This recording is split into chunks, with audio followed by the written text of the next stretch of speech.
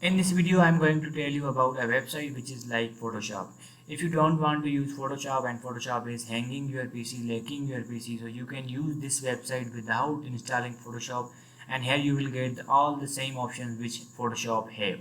You can use it easily.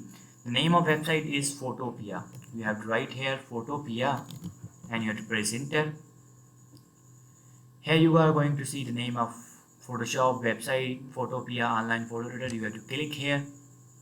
This is almost similar to Photoshop. You will get the tools and all options related to Photoshop. As you can see here are the options. If open from computer, new project, template. We are going to, for example, click on new project. You have to create here. After clicking on create, you can see here you will get the layers, and here you will get this is the same look as Photoshop have.